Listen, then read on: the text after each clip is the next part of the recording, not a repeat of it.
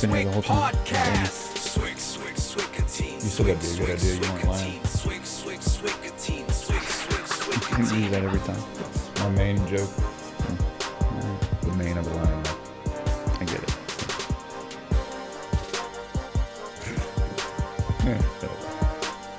All right, guys, we are back, and we are closing out the first month of the podcast. And what amazing memories we've had so far. Mark Hunt, Dan Hardy. Today we have Christian Wellick. Christian Wellish was the host of the first one. A good longtime friend of mine. And we have a very special guest today. Yes, we do. We're moving away from MMA, and we're going to Hollywood just to show people that we're mixing up a little bit. Boxing, too. And boxing as well, of course. And we got Mickey Rourke calling in from Hollywood. It's pretty cool. Via Skype. So that's going to be incredible.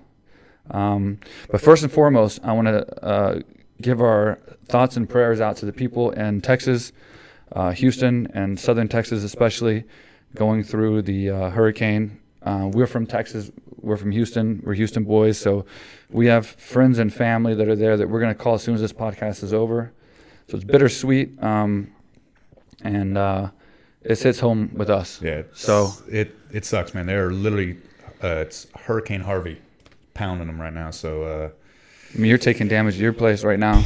Yeah. I'm a little farther north with my family, but I've got a lot of friends and family that are displaced right now, and it sucks. And I hope by the time that they hear this, everything's safe. And luckily, we've lost some items, but we haven't lost any lives. So God bless you guys, man. Seabrook, Clear Lake, Sagemont, League City. Anybody that's listening from Texas, man, please stay strong, and hope everything's good. Hope everything's okay, and y'all pull through this.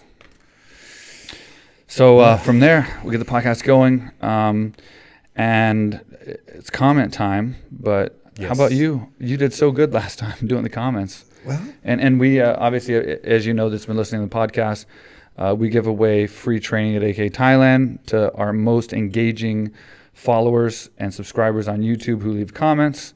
Yeah, and we had, I believe, 53 comments this time, and it's only been in 4 days.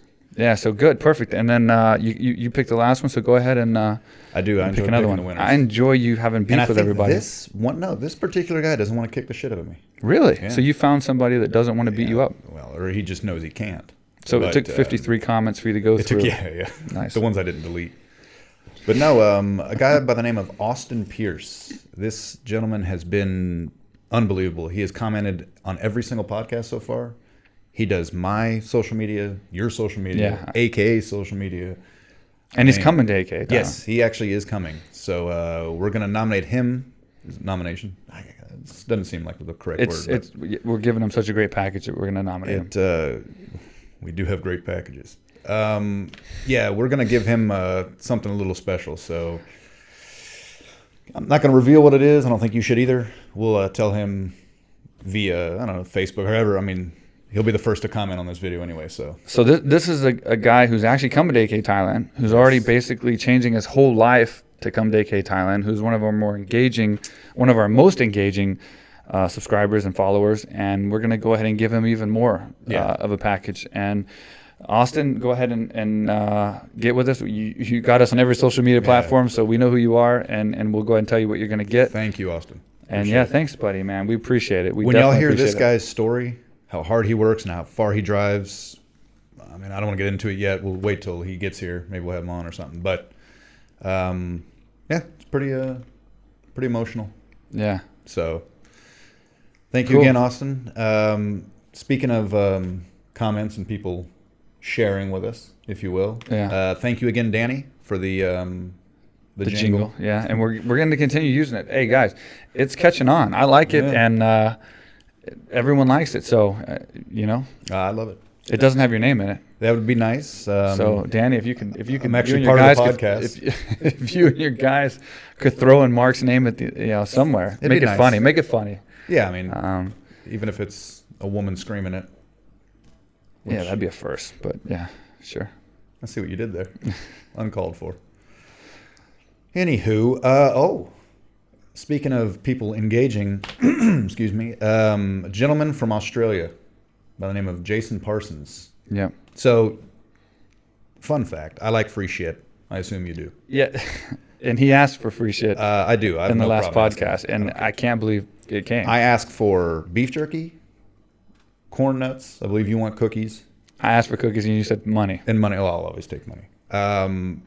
Jason sent me, or us, if you will, To AKA Thailand. 17 packages of different kinds of jerky. Now, there was beef. I think there was turkey.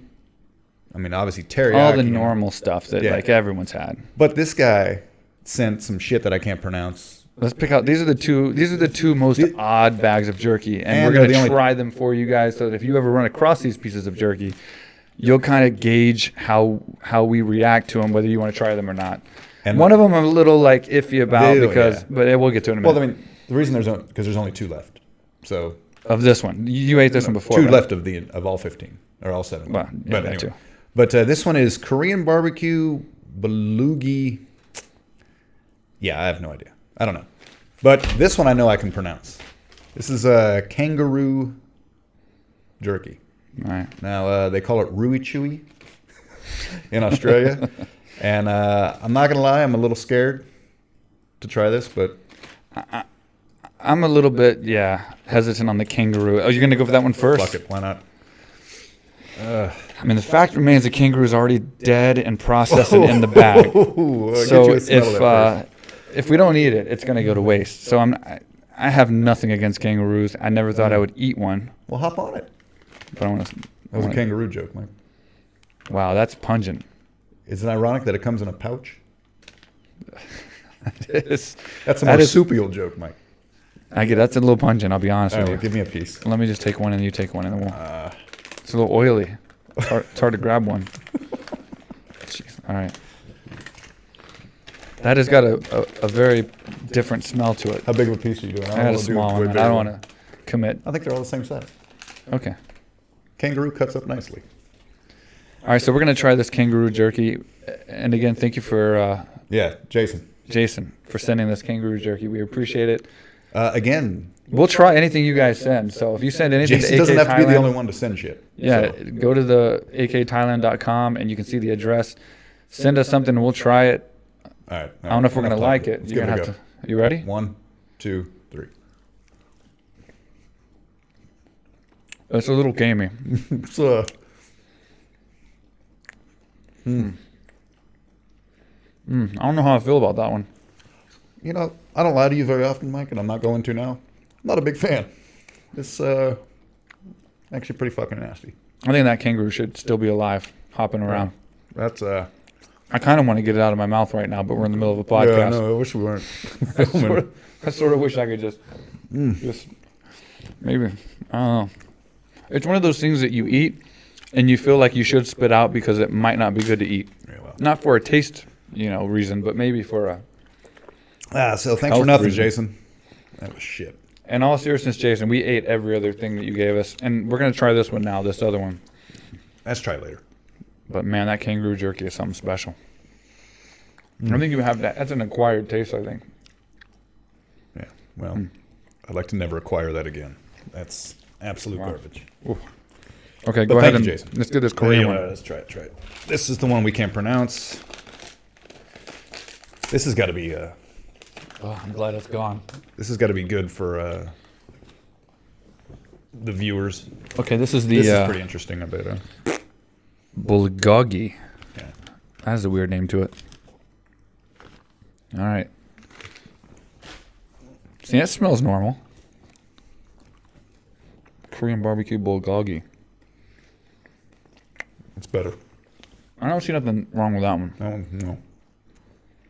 It's almost a henna teriyaki, sort of. You think or no? You're the jerky expert, but I do have the experienced palate. I think it tastes a little bit like jerky. I'm sorry, a little bit. It does taste like jerky. It tastes a little bit like teriyaki to me, like in a less strong way. Wolfgang. All right. All right. I'm sure that was entertaining for everybody. But again, thank you. Again, we can't thank you enough for that. Yeah, that was amazing. And we did eat every other pouch, and Jerky is something you can't find good jerky here in Thailand. It's very, very hard. And if you do, you get cows a are tiny, built like me here. They're literally anorexic. Yeah. So that is something that's very valuable here. So when we got that box, I was very excited, to be honest. Yes. So I'm going to eat that after this podcast. So. All right. You can have that kangaroo one too. No. Moving forward. Yeah, anyway, moving forward, thanks a lot. Again, I thank everyone every time, but I really appreciate it, guys. We read every comment. There's 56 or something, 60 comments just in a few days for the Dan Hardy one. Dan Hardy was an excellent interview. It was an excellent podcast. If you haven't seen it, please go back and watch it. Or I'm sorry, just go watch it. And if you're on iTunes, we're getting a lot of people from iTunes and SoundCloud or whatever. Definitely check out the YouTube channel. I mean, these are podcasts you want to see. I mean, we're... Look at this set.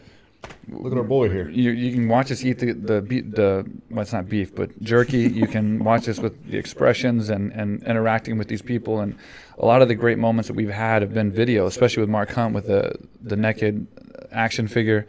And once we get weirder shit to try, it'll be more fun too. Yeah. So again, that video's up to 10,000 views or something. I know, it's crazy. Hardy's doing pretty good. And which, you know where that puts us in our subscriber game that we're playing? We're like 300 now, which is 700 shy of 1,000. 30% of the way. Yeah, so when we hit 1,000, Mark's getting choked out on the couch right there. So keep subscribing, guys. We're growing. We're picking up fast for a month. Once we get to 1,000, I'm going to choke out Mark on that couch, so you'll get to see him go completely unconscious for the very first time. Why is it on the couch? I've always wanted that. Well, I mean, that's just the best place to choke you out. I don't want to put you on top of the coffee table. Fair enough. Just put a little diaper on you, put your pants on. If I shit my pants. Well, we won't know. We'll put a little diaper on you or something. What? I'm still shitting my pants. Well, doesn't no matter matter what I'm wearing. It doesn't matter to anyone else, though. Well, just don't shit on me. Well, just don't have it on film. Well, that's what I'm saying. We put a diaper on you and you're good. I think you're missing the point. I don't want to shit anywhere on film. I don't care if it's in a diaper, in a purse. We're not going to say anything. Attaché case. Well, we're not going to know anything until we get 1,000 subscribers. So please keep subscribing, guys, and keep leaving us comments where you can win training packages to AKA Thailand. Again, we love reading the comments, and we will read more. Yeah. We just have a very big guest today, and he's given us a lot of his time, so we want to get right to that. Let's jump into that. Yeah. So we have him on hold right now. Call him back. Yeah, we just made him wait 14 minutes. Yeah, he's been waiting for an hour for this. No, I'm just kidding. But we told him we're going to call him right back here. So without further ado, we'll go ahead and bring on Mickey Rourke.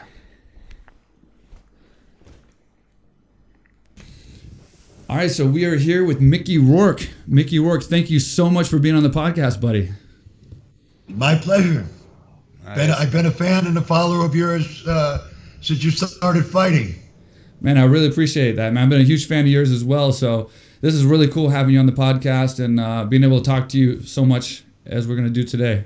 And I ain't got nothing but time for another. I don't have to be in the gym for another. How long? 1 hour. My trainer's always late. 2 hours. Oh, don't tell us that, man. We won't let you go to. We'll still make you late today.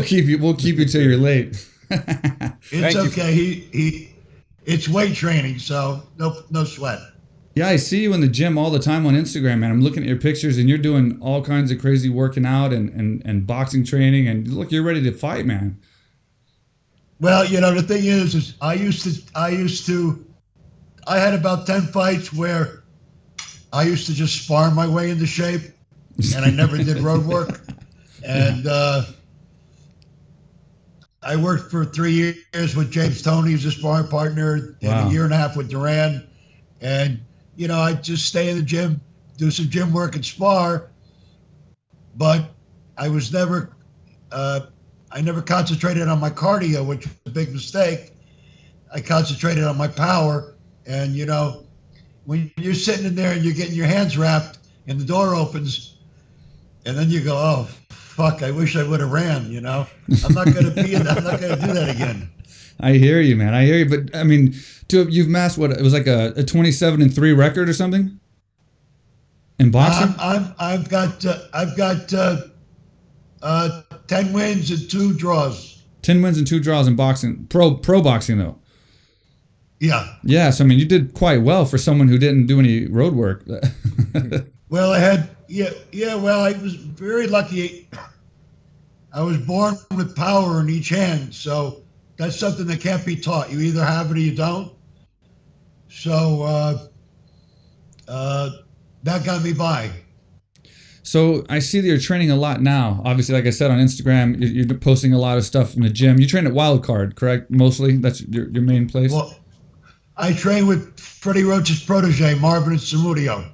Okay, perfect. Little Filipino kid. Now, there's a part of me that thinks that there's a little fight left in you, and that you want to get in there and fight again. Am I correct in saying that, or? Well, I'm going to have 2 more, and then because I think I got 2 more fights left in me. I know I got 2 more fights left in me, and I want to do it the right way because it's something that I love that I started doing before acting, and I got hurt. You know, I had 43 amateur fights, then I got hurt, and the doctors told my mother I couldn't get hit in the head for at least a year, and I never went back to it. And I always felt kind of ashamed of myself that I never went back to it. Right. You know? Right. So you still got that fight in you then. It stays in all of us, I think. Well, you know, like a really shitty thing happened in the last fight when I fought last year in Russia.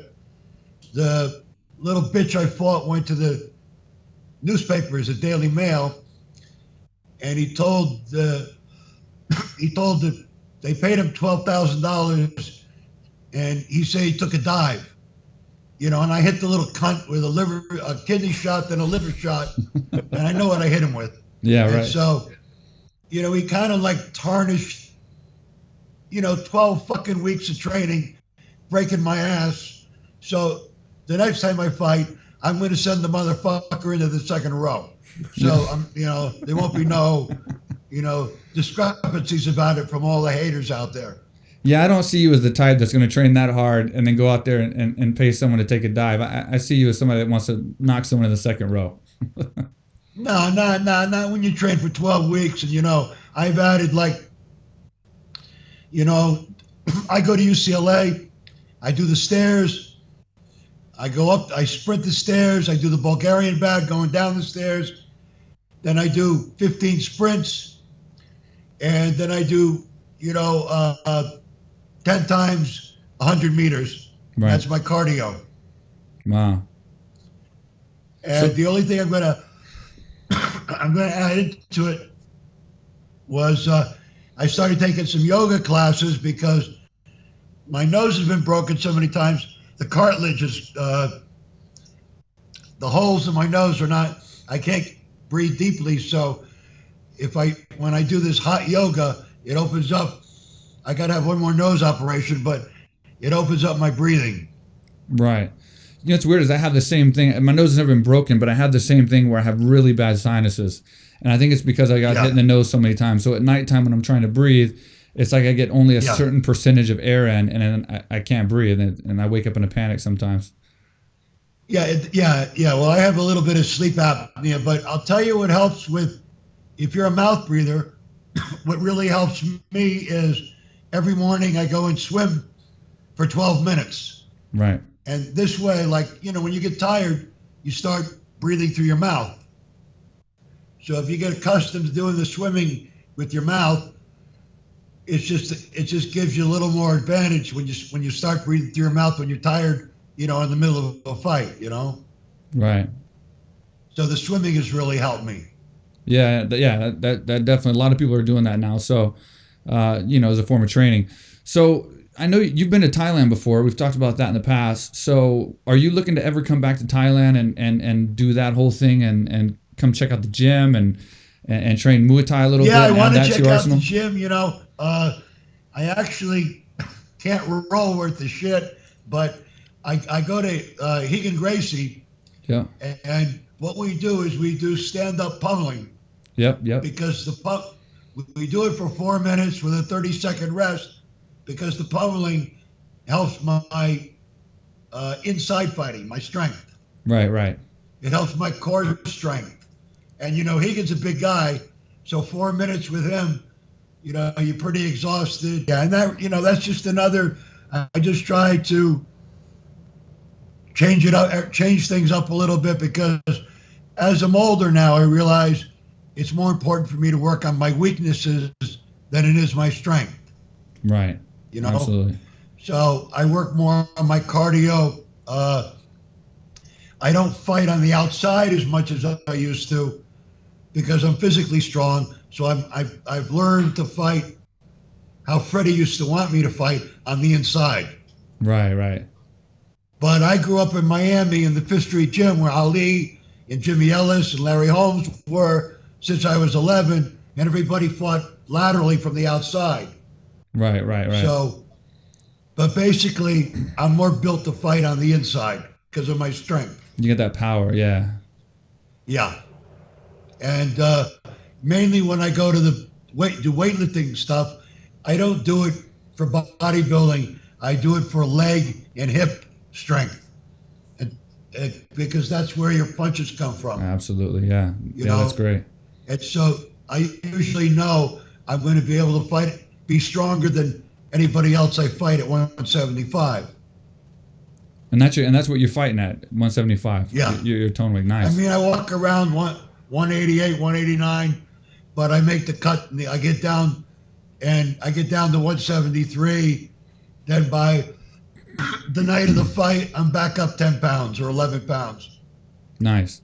And you said you had 2 fights left in you. Do you have anything lined up? Any ideas? Any time frames on that? Or yeah, we've got a kid from Texas, from Oklahoma, who's 12-12, and my promoter's talking to him about a December. So we're just waiting for De La Hoya. Last time I saw Oscar, he introduced me to the commissioner, and they looked at my last fight and they said they would give me a green light to fight in Los Angeles. nice. So we're just waiting for a date now. So this will be under Golden Boy then. I hope so. Yeah. Perfect. I told him I'll fight anywhere in California. You know, Chino, anywhere. I don't give a fuck. Well, I want to be there for that, man. So I'm looking forward to hearing about that and getting further updates. Yeah, I'm going to come out and I'm going to rock the house. I'm not going to dance around, you know. I got nothing. You got 2 fights left in you, you know. It's just going to be rock and roll. I can sense that. I can sense that in your voice that you're ready to make a statement and you're not happy with the last one. Well, especially because it hurt so much, because that rumor went around about that piece of shit taking a dive for 12 grand, you know. I mean, Freddie banned the little motherfucker from the gym, and if I saw him on the street, I would kick his ass right in the alley, you know? Yeah. I mean, I work too goddamn hard to have somebody take away something I work so hard for, you know? Right. Yeah, and it sucks with the media too, because when they say something like that, it's hard to erase it. You know what I mean? It's everywhere. And then people just get that, they believe what they see, and then you have to fight against that, which is tough, you know? Yeah, but you know, I had 12 world champions call me and congratulate me. You know, Chuck Liddell, Randy Couture, David Hay, Boom Boom Mancini. I mean, these guys wouldn't have called me. Joe Calzaghe, they wouldn't have called me up if they thought something was queer about it, you know? Yeah, absolutely. And I felt when I hit this bitch in the liver, I felt what I hit him with, you know? I hear you, man. And you know, speaking of boxing, obviously, we got to get into this fight. You know, this fight just happened a couple days ago, and I want to know what your thoughts are, your total thoughts on everything on this Conor McGregor Floyd Mayweather fight. So what were your feelings going into this fight as far as this being a matchup and being boxing, and then what were your thoughts of the actual fight itself? Well, okay, let me just say one thing straight away. My background is boxing. I'm always going to love boxing first. But I've been to jiu-jitsu classes and wrestling and the ground rules. Yeah. Okay? Conor McGregor would kick anybody's ass, any boxer's ass in the world. Okay? Hands down. Yeah. Now, you put him in against an aging Floyd Mayweather, who basically has transcended into like a defensive genius. It's quite evident that he wasn't as strong physically as Conor. Right. So Floyd had to use his experience and expertise and just fight a defensive fight where if McGregor would have fought somebody like Canelo or Terrence Howard, Yeah. you know, someone his own age, that fight would have been over in 2 fucking rounds. Or even Pacquiao. I mean, you know, I give him credit for hanging in there and doing what it, you know, but people said that fight's going to be remembered for 50 years. That fight ain't going to be remembered for 5 minutes. So on the stoppage, what do you think? I mean, taking away that, what do you think about the stoppage itself? I mean, being stopped on the feet, and then obviously, you know, it was obviously not going Conor's way. It was clear to see that Floyd was getting the advantage and was you know, pretty much going to finish that fight. But do you agree with the stoppage? Do you agree with it at that time, or do you think that they should have let it go and let him take his lumps and it be a little bit more decisive? I see too many fights where fighters have gotten really hurt by just getting hit one too many times when they got nothing left. It was obvious he had nothing left. You know, he was wobbling around like a rag doll. Yeah. I don't see the point of him, you know, sustaining any permanent damage. I mean, you know, the whole extravaganza was about the $100 million each guy was making. Yeah, it's a lot of you money. know, and it's you know, it was show business. Yeah. You know, I mean, the fight I would have loved to see was Conor McGregor and Terrence Howard. Yeah. You know. Yeah. But it's the money. It's entertainment, and the money talks. You know, and then that was the money fight. Yeah. I mean, Floyd doesn't have a lot left, but he's got enough left. He's got enough left to handle somebody coming from the MMA world into the boxing ring. Yeah. Do you think he was surprised by how Conor didn't blow his load as much as he kind of alluded to in the media? I noticed that Floyd was turning his back a little bit and putting his head down a little bit. And obviously he was very defensive in the beginning. So my take was that maybe he thought Conor was going to blow a little bit more of his load and then be able to come back and maybe finish the fight in the earlier rounds. And then maybe by 5 and 6, he kind of got that urgency, like, wait a minute, you know, he's not doing the game plan that everyone kind of thought. He sort of conserved himself a little bit, and then he turned it up then and kind of got that advantage. Well, I think Floyd has turned into very much, like I said, a defensive genius. Yeah, absolutely. And he does fight. He's one of the few fighters that can fight off the ropes. Yeah.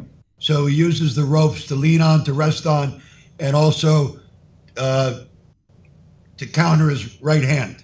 Right.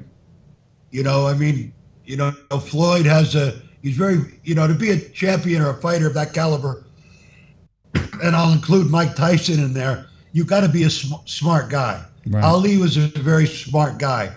Tyson's a very smart guy. If you sit and have a conversation with him, Mayweather's very bright. You know, these guys all go in, and they go in with a game plan and then a game B plan. Right. So I think Floyd went in, did what he had to do, and I think part of his preparation was feeling McGregor out, and then going, okay, I'm going to take him into the deep water. Yeah. And now that Floyd hit that 50-0, he passed up Rocky Marciano, and he has the best record in boxing history. I mean, a lot of people are saying now it wasn't worthy because he fought a guy that was 0-0, and Conor McGregor's an MMA fighter.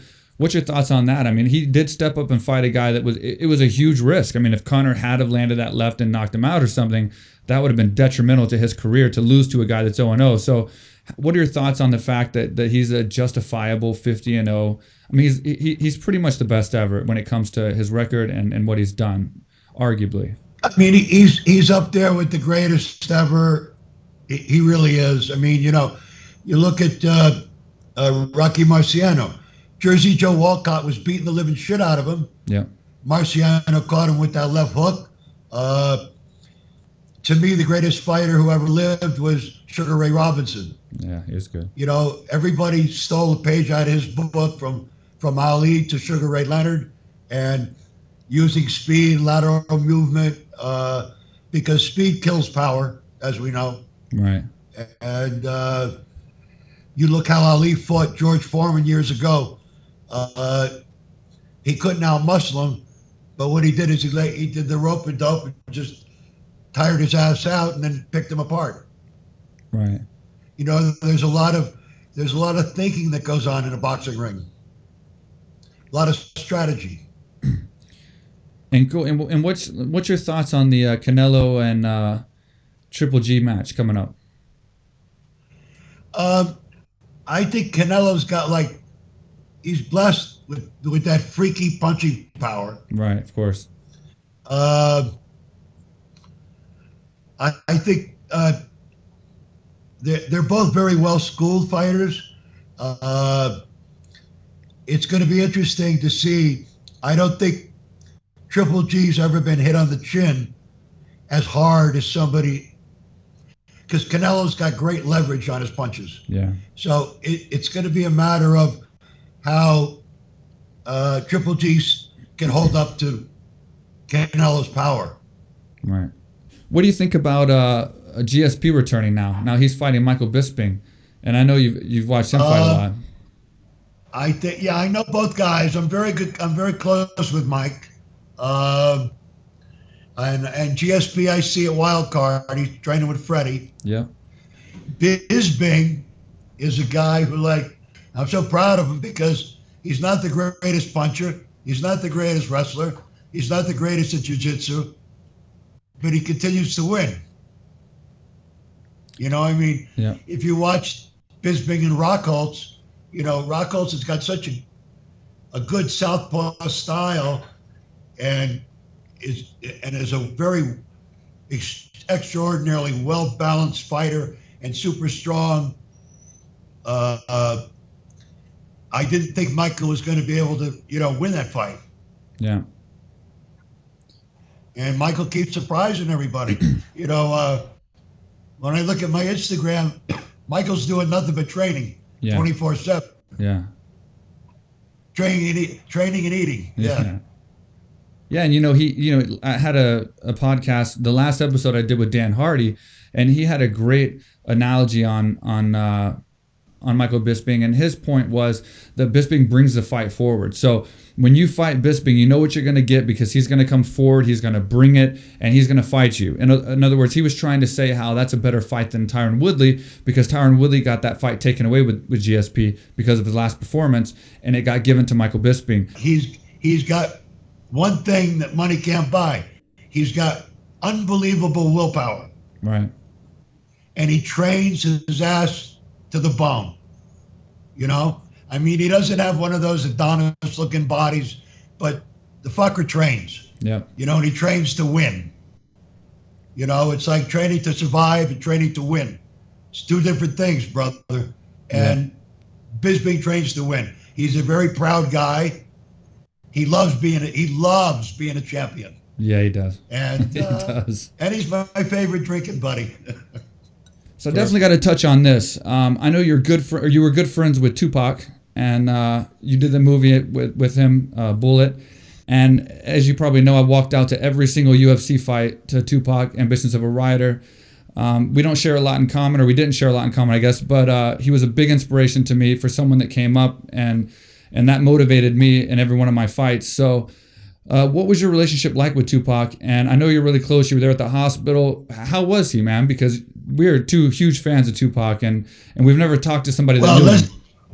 Let's put it this way. Tupac and I are both from the street, okay? Now, we were either going to get along or it was going to be on. and we just clicked. And I remember one night, 4 male models made the mistake at a fashion show. One guy, he was about 6'4", he walked by and he goes like this to me. I looked for the guy for like 3 fucking months, got his name, everything. One night, Tupac and I are in a club, and some guy named Vinny goes, "Hey, Mickey, that dude you were looking for is here with 3 other guys." I was with Tupac and an ex-fighter named Doug DeWitt. So I said, he says, Mickey, don't do it upstairs. I'll bring the kids to the basement. So I had just got done fighting in Argentina like 2 weeks ago. So I was all shredded, ready to go. And they bring these 3 kids downstairs. So I say to the guy, hey, motherfucker, what is this? He goes, what? I go, what is this? And he goes, I didn't do it. I said, you did that. And then there was 3 of them, right? 3 guys. Yeah. Next thing I know is one of the guys made like, when I'm pushing the one kid with my finger, because I said, you don't want to fight? You want to fight me? Fight me right now. Look at the size of you. And he goes, I don't want to fight. I go, I'm not a bully. I'm not going to fight you then. I said, but fuck you. And deep buried my finger in him. Next thing I know, Tupac picks up a Dom Perignon bottle and hits one of the other guys over the head with it. And it didn't break. It just went clunk. And the guy just went boom. And I'm thinking, fuck, Tupac's the real deal. And we just had a really good time together. And, you know, we used to have talks about, like, you know, we got to get our shit off the street. You can't dance on both sides of the line, you know. And I was down in Miami, and I got a call saying Tupac got shot 6 times. I flew back to New York. Just as I got to the hospital, his mother was wheeling him out with the doctors, and he survived. And then about 6 months later, I was in Brazil making a movie. My manager called me up and said, Tupac got shot last night in Las Vegas. And I said, I'm coming home. He says, no, he's going to be okay. Next day, I got a call, and they said he died. Wow. Because I said, how many times did he get shot? And he said, once. And I said, oh, only once? Fuck it. He'll be all right. Last time, he got shot 6 times. He died. Yeah. Man, that's sad. Yeah. But he was another one that, like, you know, everybody talked about how ghetto he was and this and that, but he could be the kindest guy in the world. I mean, and he was super bright guy. You know, I mean, I remember one time I was in a nightclub and there was some girl I used to be married to, and she wouldn't talk to me, and I was like really nervous. And Tupac said, "Hold on." He was actually holding me up, and he went over and bought her a bottle of champagne, and talked to her for a few minutes, and like, you know, he just did that out of the kindness of his heart, you know. She refused the champagne, but it was the thought that mattered, you know. That's awesome. So, you know, I always will have very fond, loving memories of him. We know how he was in the studio. I mean, obviously he worked really hard and he was a freak, but how was he doing films? Like, I mean, did he, or how was it, what was it like doing a film with him? I mean, how was his work ethic and his passion for film? And is that something that he really wanted to pursue for a long time? Well, his work ethic was really great. Even though he'd sit in the trailer and smoke weed all day, you'd see clouds of smoke coming out of the bottom of the trailer, but yet he could still perform. Yeah. The only thing is, we had a scene where he pulls a shotgun on me, and he's supposed to be shooting me. And it's the first time I ever went over every single take and checked the weapon. Just to be safe, huh? Just to be safe, yeah. That's funny. But like I said, we were either going to get on or not get on, you know? Yeah, of course. And it used to be funny. We used to go out to the clubs at night together, and we'd be crossing the street to go to a club, and you'd already hear the bouncer saying, "They're together. What are we supposed to do?" And they took good care of us. They kept us isolated, but they kept good care of us. Have you seen the new Tupac movie that just came out yet? It's too hard for me to watch it. I'm not Yeah. I can't watch nothing with him in it. You know, it's just too hard for me to watch. Yeah, it hasn't came out over here yet, but I wanted to see it, but I didn't know if you had seen it yet or not. Is there any other cool stories about Tupac that maybe nobody knows that's okay to tell, or give us some insight that maybe no one else has? Well, I did take him downtown and introduce him to John Gotti, and he really liked that, you know. But that was What did he think of John Gotti? Like, what was his opinion of someone like that? Well, that's a long story I can't get into, but like I lost my temper with somebody one time, and I got myself in a situation I couldn't get out of, and John Gotti came to my back me up. Yeah. Yeah. So you got I lost my temper with the wrong person, and got myself in some hot shit. And John came to my rescue, and he treated me for 15 years like a son. Nice.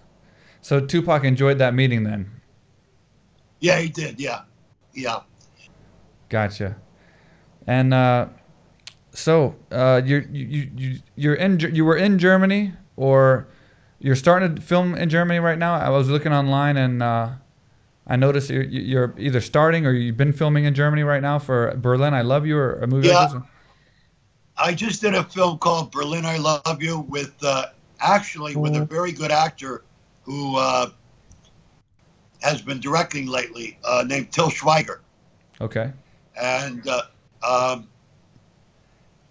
it's the best acting experience I've had since The Wrestler. Till Schweiger is known as an actor, but he's going to be one of the best directors around. I was so impressed with his professionality, with his professionalism, with his work ethic. He kept wanting one more take, one more this.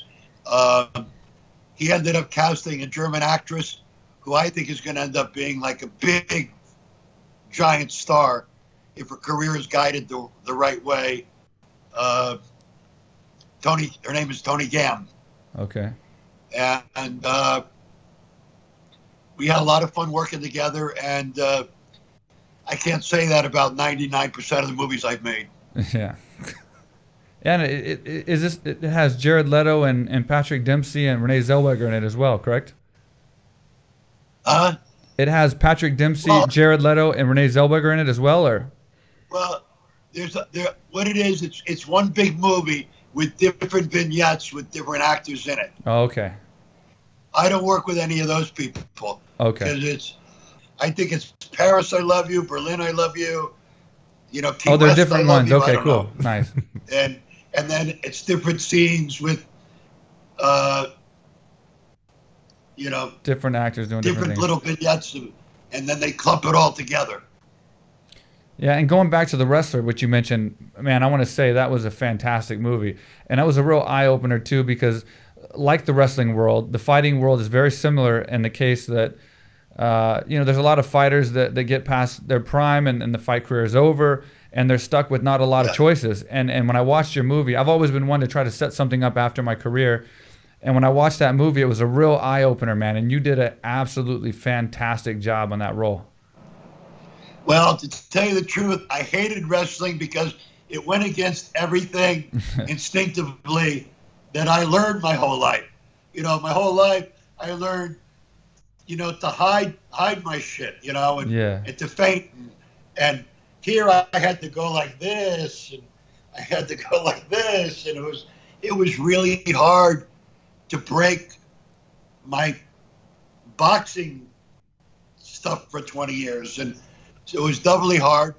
I was very fortunate. I had Dwayne "The Rock" Johnson's uncle, Alpha, one of the Wild Samoans, as my wrestling teacher. And we would work, 2 to 3 hours a day on the wrestling. He had me doing backflips. I could never do a backflip in my life, Yeah, right. I also had put on about 24 pounds of muscle. Yeah. By cheating. And We didn't say anything, but great movie. I don't give a fuck. I'm not going to be playing third base for the Yankees. Shit. I love these guys that are built like brick shit houses, and he goes, "I am natural." Yeah, natural, my asshole. You know. So in the movie, when you were doing steroids, that wasn't acting. You were just actually just doing steroids. Nah, I took some supplements here and there. You know, because like I said, I walk around 188. I had to get up to about 233. Damn. And I didn't realize once I hit about 223, it was really hard for me to put weight on. Yeah, absolutely. Yeah. But I spent about 4 months in the gym lifting very, very heavy weight, and eating 5 and 6 meals a day. But what I wasn't expecting was how many injuries I sustained just doing the flopping. Yeah. You know, my shoulder went out, my back went out, my knee went out. I think I had 3 MRIs. And we had to wrestle one night. We were shooting in front of a live audience where they was actually doing a wrestling match. And there was one move that I had that I never could get in practice, where I had to jump on the rope, pull my hands down, put the guy in a scissors and flip him over. And I'm going like, I don't want to fuck this up in front of 15,000 people. Yeah. And thank God it worked on the first take. But I put so much into it that I actually had a nervous breakdown by the end of the movie. Wow. Everybody's calling me up, coming to the after party, and I said, I'm on the phone with my priest, my shrink, and my doctor, and I can't move. Yeah. But Darren Aronofsky, the director, is a hell of a director. And I mean, there was even a scene where I had to cut myself. What they do is they put a little razor blade here, and you cut yourself. Yikes. And the real wrestlers do that. And if there's a word for it. So I had tape here and here. And when I was down like that, I remember making the cut. And I'm going, wow, I've never had to do this before, you know. And it all worked out. I mean, after 7 days, I knew we had something special. Yeah, that for sure. And let me ask you, on as far as just overall fun and enjoyment for a film, what would you rate the difference of Sin City and Iron Man? Which film did you have the most fun with? Because those are terrific films that look a lot of fun to do. I had a great time working with the director of Sin City, Robert Rodriguez. I got a great working relationship with him. He's somebody I trust very much. It was a lot of fun working on that movie. Where Iron Man, a lot of politics came into play. I went over to Russia. I learned. I was working on speaking Russian, and when they did the final cut, my character got a very high rating. So what they had to do when I went to the premiere and my whole role was cut out of the movie, they said, "Well, Mickey, they had to do that because when the people saw the film, you got a higher rating than Robert Downey." So my fucking whole performance ended up on the cutting room floor. Wow. Yeah, that's not good. So you do the math. Yeah. How would you feel? Yeah, that sucks. Shit. Yeah, and I told him that. Yeah. I bet you did. I have a feeling you did for sure. I mean, look, there's a lot of politics in acting. You don't have to be a great actor to be a movie star. You have to be in a movie that makes a couple $100 million, and you can be mediocre. In the fighting world, you can't get by with being mediocre. Right, you're right. Absolutely. You know, there's so much gray Sure, there's politics in boxing. We all know that. Right. You know, hometown decisions, this, that, and the other. But with acting, you don't have to be great at it. You have to be mediocre. And most of today's movie stars, they're not Steve McQueen. They're not Paul Newman. They're not Kirk Douglas. They're not Burt Lancaster. They're mediocre. Right. At most. You know? Yeah, you know, and I have to admire you, man, for you speak your mind, you know, and I know you've taken some lumps over that in your career, well, but you man, pay your price for that too. If I keep my big fucking mouth shut, I probably wouldn't have to work anymore. No, you get a lot of fans for that, though. I tell you, man, because honestly, like, I admire you for the fact that you'll say whatever you feel, and you don't care, you know, and like that's why I think the true fans of Mickey Rourke, you know, they're there with you, and they've been with you for a long time because, I mean, you're an old school, say it how it is kind of guy, you know. Well, you know, I had a certain kind of upbringing, which I'm very fortunate that through 22 years of therapy, I've been able to function in society. Yeah. Because the background that I came from, very few people would have been able to not spend their whole life inside a cage. So, you know, I'm very blessed that I've met a few good men, that I, you know, I stayed in therapy for 20 years, that I had a priest that I talked to regularly that had advised me on not making certain mistakes, that because my shrink would say to me, there's two things that you don't give a fuck about. And I said, well, what is that? And he said, repercussions and accountability. Right. And he was right. Yeah. You know, it's like, even when I was a young amateur fighter, I never trained like a champion. I trained to survive. I got by on natural ability. Now that I'm older, I don't train to survive. I train to dominate. Right. Yeah, it makes sense. And there's a difference, you know? Yeah.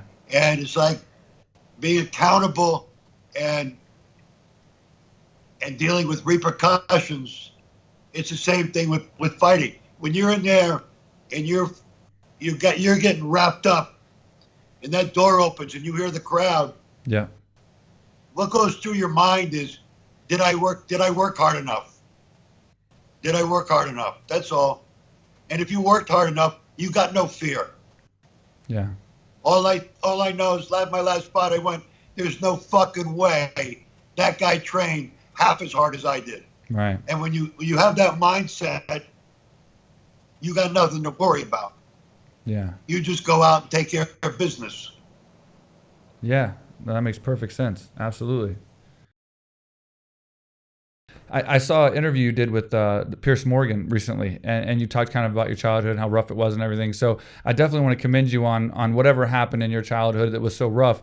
Man, I think you made the most of it, because I mean you've had an excellent career, and you've done really good for yourself. So, you know, I obviously want to touch on that, but I definitely want to touch on the fact that, again, I admire you for where you've come and what you've done with your career and who you are, because I think you represent the old school Hollywood, you know, and you're still here today. Well, you know, Mike, to be honest with you, if when I was 11, 12, 13 and on up, if I didn't have boxing is what saved me, you know, because when you have things happen to you really young and you live in shame and you feel ashamed because of what happened. Right.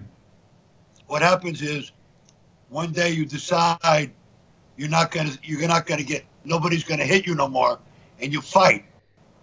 And I felt a lot better the first time when I was 11 years old, and I got up and I kicked the shit out of this bully, and I ain't stopped throwing since. Right. Because there's nothing worse than living in shame. Yeah. So even though my shrink said you built up so much armor, it's become a weakness. Yeah. Because people are afraid of you.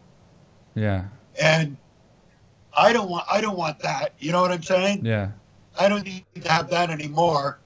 But well, all I want is to be left alone and just, you know, I know that there's a switch that if you disrespect me or I don't give a fuck if you're 9 feet tall, I'm going, you know?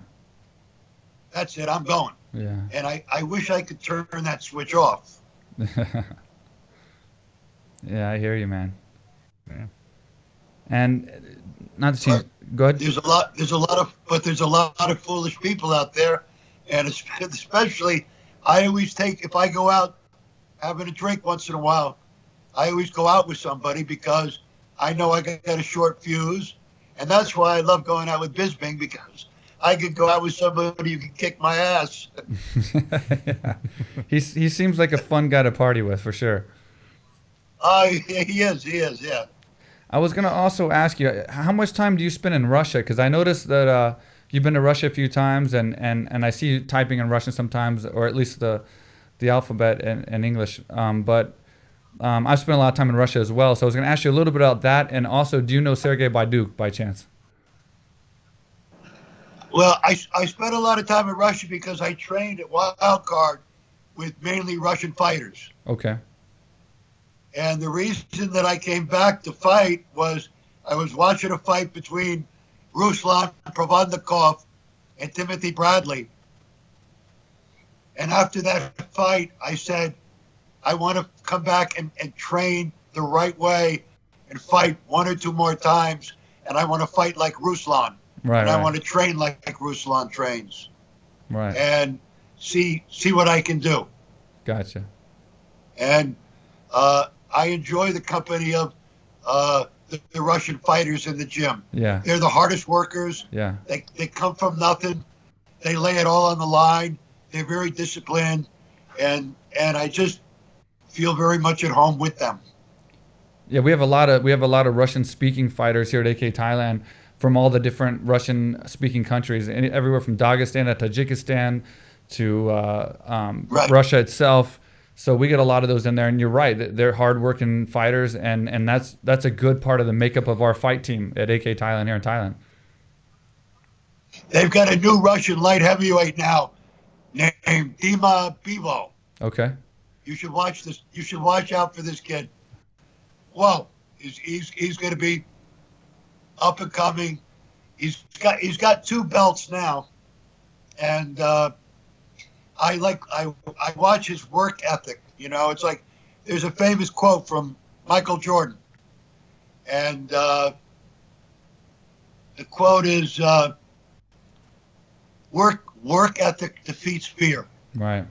It does. Yeah. And I try to keep that in mind every day I go train.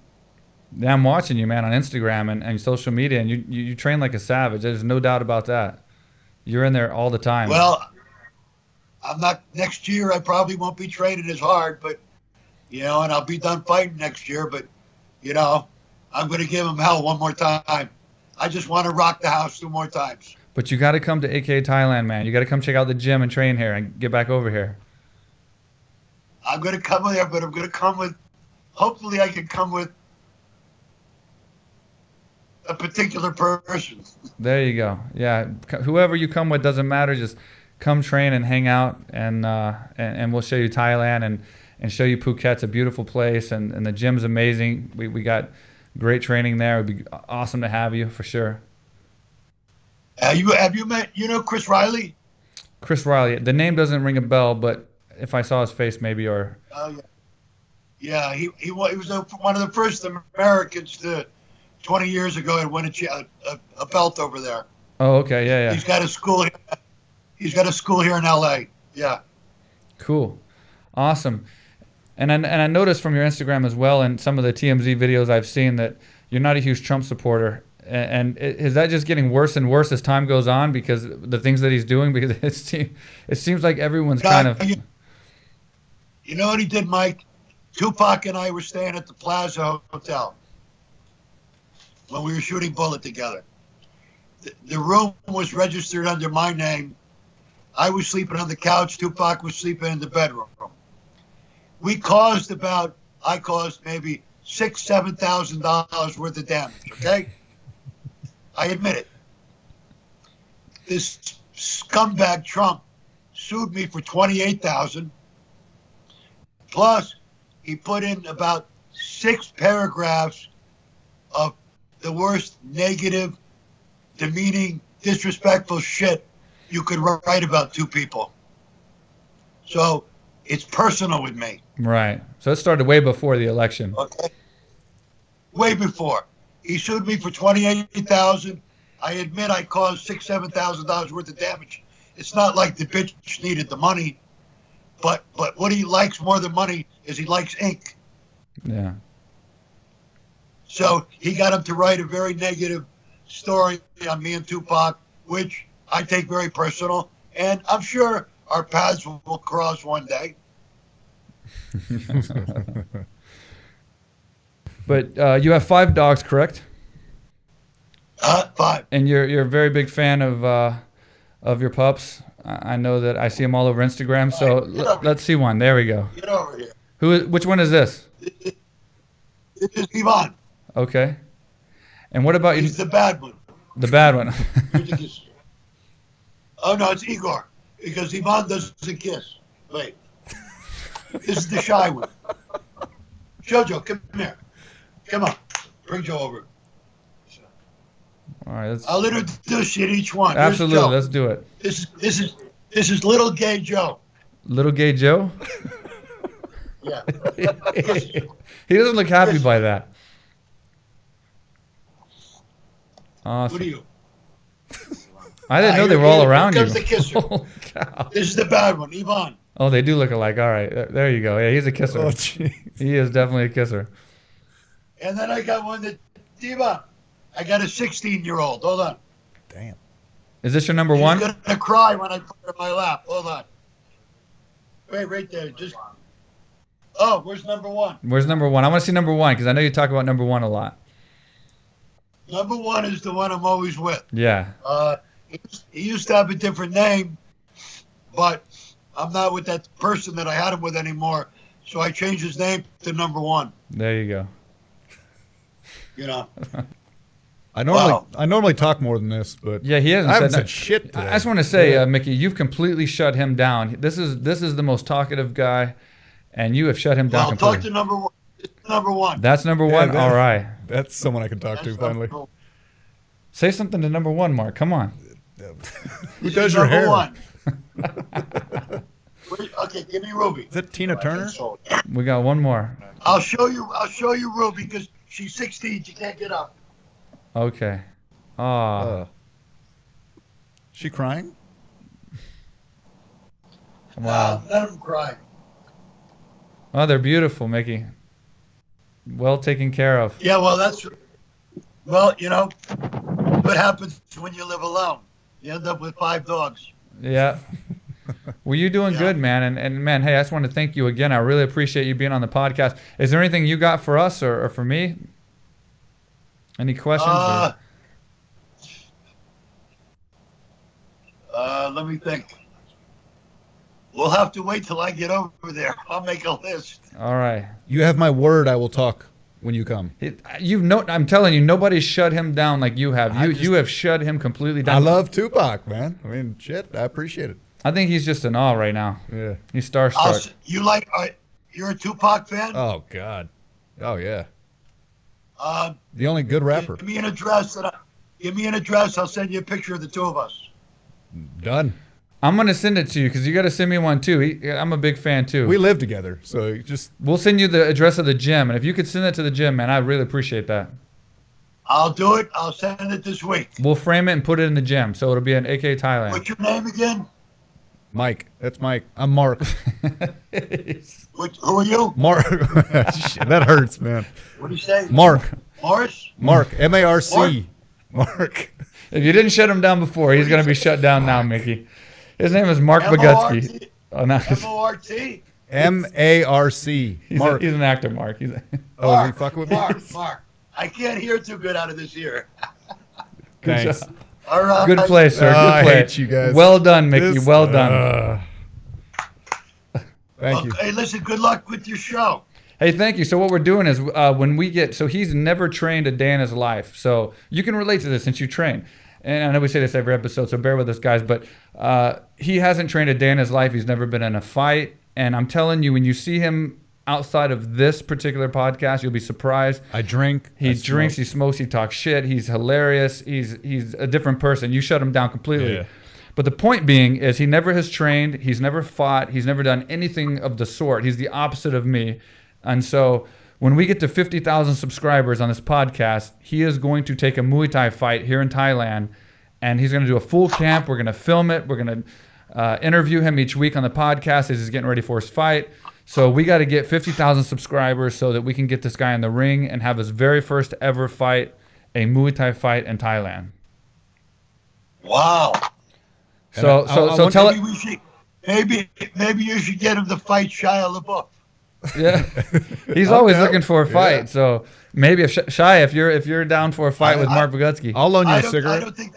I don't think that little bitch has won a fight in his life. Oh man.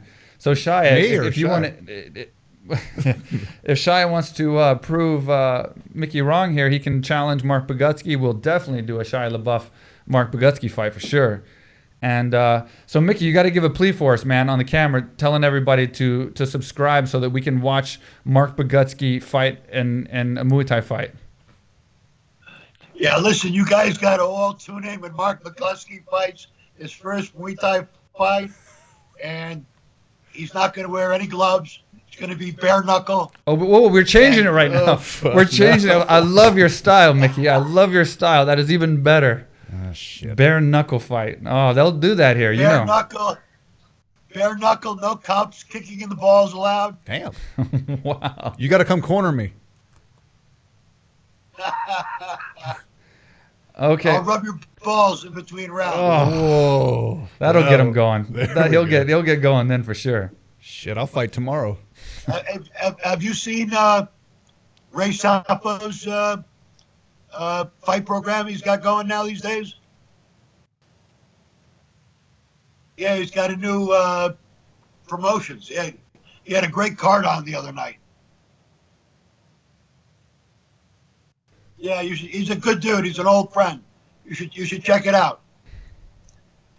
I had a guy about 7 feet tall want to fuck with me one night, and me and Ray were in a club, and Ray Seppa walks in between us, and he says to the guy, "You don't want to go there, brother." You don't want to go there, brother. He's had to do that for me a couple times. He's helped me out. Thanks, Mike. Yeah. All right, you guys have a good rest of the day. Hey, thanks for doing the podcast again, Mickey. I really appreciate it, man. It's been an honor to talk to you for so long, and for you to give us all your time like this, man. Been a big fan for a long time. Yeah, thank you for the Tupac stories. I appreciate that. I'll send you the pictures. Sounds good. Thank you, sir. Beautiful. Yes, thank you, sir. You are the man. It's 4 a.m, but buddy, we couldn't be more awake right now. We thank you so much for doing this, and we'll get it all edited. We'll send it to you. And man, we greatly appreciate it, man. Huge fan. Thank you so much. And we will. Like I said, I've been a fan, Mike the White, watching you fight for years, brother. Thank you so much. Thank you so much, Mickey. I appreciate it. When you send that picture, we're gonna put it up on the wall. We'll put the picture of you on the wall of the podcast. It'll be there forever for every future episode. I'll send you 3 pictures. All right, I'll send you a fight picture and two with me and Tupac. Awesome. Oh man, awesome. So I'll send Dima the address and everything. Thank you so much, Mickey. Thank you, sir. Here's Dima. Thank you. Thank you, Dima. Thanks, Appreciate Dima. it, buddy. Thanks, brother. Thank you. Thank you. See you, buddy. Wow. All right. So, how amazing was that? Mickey fucking Rourke, buddy. Mickey fucking Rourke, man, the man, on our podcast in the very first month. That's pretty cool. I've talked to the guy a few times, but man, for him to put, I mean, I don't know what we're going to edit this down to, but he gave us, what, an hour and a half. And he wanted to keep going. For a guy that doesn't do podcasts? And he stated he doesn't. For us only doing 4? Yeah, we were helping him, like, set the camera up and stuff. He doesn't do podcasts. So, man, I'm humbled. I mean, I'm so appreciative that that was really awesome. That we got Mickey Rourke's time, and some of the stories were amazing. I mean, they literally were amazing. Also, thanks to his assistant for helping us out. And Dima, thank you so much for getting this all set up and organized. And that was cool. What a great podcast. So we're on a roll, man. We got this thing. Did I hear him say that he wanted to rub my balls though? Did you I catch believe that? in a sports kind of way. There's no. I've been playing sports since I was 3. He said that if you fight, he'll because that it's kind of a fight thing. Is that why you're a fighter? It's why I started being a fighter. It didn't work out quite how That's I why it takes balls expected. to be a fighter. I get it now. Right, See, now yeah, I you're see getting what it. we're doing here. Yeah, now you're getting it. Yeah. But yeah, I did not expect that from him. So did you think that Mickey Rourke would ever know who you were and say your name and cut up with you like that? I kind of did, but no. Yeah. No, that was actually pretty cool. The fact that he knew my last name was kind of neat. I'm not gonna lie. Yeah. So yeah, I mean, I don't think that could have gone any better. Dude, what about the Tupac stuff, man? And that touches home. Like I told him in the podcast, I mean, I've walked out to Tupac every single UFC fight. I mean, that's 15 fights. And I'll give you a quick story real fast before we go. The reason I've done that is when I first got into, fighting in general, I had to learn boxing. And back in, 97, 98, there wasn't like MMA gyms. So I had to go to a BJJ gym. I had to go to a boxing gym. I had to go to a kickboxing gym. And so I went to like 3 different gyms. And the boxing gym that I went to was called House of Pain. And it was downtown Houston under the overpass. And Reggie Johnson, Frank Tate, Thomas Tate, and then Evander Holyfield would come in from Atlanta for some of his fights. And it was some big names, but it was like He's a the real warehouse. It was a warehouse with no AC, like just a garage kind of thing. And I was there and I knew nothing. I knew absolutely nothing. I was just this kid that just wanted to learn. I was with my friend, and all these boxers were in there. It was filled, this gym. And we would see like Reggie Johnson come in with his nice car and some of these successful boxers making it. And I just dreamed about being like them one day. And I wanted, of course you want nice cars, but I wanted to just show up at a gym and people to recognize who I was and be respected as a fighter. Like they were, they were getting respected. So that was a big impact. You loved them. You built your own. Well, this is back then though, Yeah. and it motivated me. And the number one thing they played at this gym was Tupac. I mean, every single day was Tupac. It was just Tupac, Tupac, Tupac, Tupac. And Ambitions of a Rider was the one that's like kind of stood out the most. And so when I started my fighting career, I had moved on, and then when I got into UFC, I was starting to get successful and fight in the bigger shows, and to kind of bring me back to my beginning, bring me back to when I had nothing and was like training at different gyms and just at rock bottom. That's why I walked out to Ambitions of a Rider, because it would bring me back to that gym when we're jump roping and listening to Tupac and doing our drills and doing our boxing. And it would just kind of like remind me of the journey of where I've kind of got to from where I started. So, and I don't have a lot of things in common with Tupac, but because of the music, I got into his life and I got into, his story. And, anybody, no matter who they are, that's basically built something for themselves and came from nothing and became something huge, I'm inspired by. So even though I don't have a lot in common with Tupac, I was greatly inspired by Tupac my whole life, and he was a huge inspiration for me, and that's why I walked out to every fight and would still if I was fighting today. So, man, to have that insight. That's why hearing those stories. Yeah, like that was the best part of everything. Told anybody those, that's pretty cool to hear from. Yeah, I never met anyone. Mickey, my I never Mickey. sat and talked with anyone that knew Tupac, and he's close with Tupac. He was close with him. So, Hey, he's sending us pictures. yeah, cool is that? and when Mickey sends those pictures, we're gonna put one right here on the wall, and it's gonna stay there. That's gonna be our first picture sent in. I thought you were gonna put that Mark Hunt one up. Probably not, huh? We're gonna have to put that somewhere, definitely. And if you haven't seen the Mark Hunt one, check out episode number 3. It is Good plug. It's a good one. But anyway, won't keep any more of your time, guys. Thanks a lot for listening. We're on iTunes. We're on SoundCloud. I think we're on a couple other things as well. And then YouTube is the best, so you can see the full experience, guys. So even if you listen on iTunes, come back and watch on YouTube. Leave a comment. Give us a thumbs up. We appreciate it. We get excited. Subscribe. I mean, to have done all the things we've done outside of podcasting, even though we're not trying to be ultimate podcasters, we enjoy the hell out of this. And This is pretty cool. we enjoy the comments. We enjoy the thumbs up. We enjoy the feedback. And absolutely enjoy the guests that we're getting. I mean, Mickey Rourke today. That's crazy. Wants me to fight Shia LaBeouf or whatever you say. Yeah. crazy, man. So, Absolutely crazy. Maybe I'll do that. I think let's push for that. Shia, if you're out there, Mickey called you out and said you need to fight, and he's never had a fight, and he's saying right now he'll fight you. So Shia LaBeouf, Mark Bogutsky, let's get it done. I'd watch that. I'd watch that too. You're gonna have to. You're gonna be there. Yeah, I'll corner you for that. Well, then let me end also on saying, again, Houston, love you. Please, Hurricane Harvey, calm down on my people and my place, man. Yours too. Absolutely. So yeah, I mean, well done. On to the next one. All right, guys. Thanks a lot for viewing, and thanks a lot for listening. Please subscribe. Stay tuned. A lot of big things coming. We got a lot of more guests booked, and hopefully this just gets better and better, and we just keep having fun. Better. Thanks, guys. Perfect. That's it, and then it'll play over again. Real quick, with Mike Swick. Never thought Real quick, real quick, real quick with Mike Swick podcast. Swick, a little bit? You get a little bit in Swick, Swick, Swick, Swick, Oh, come on. Swick,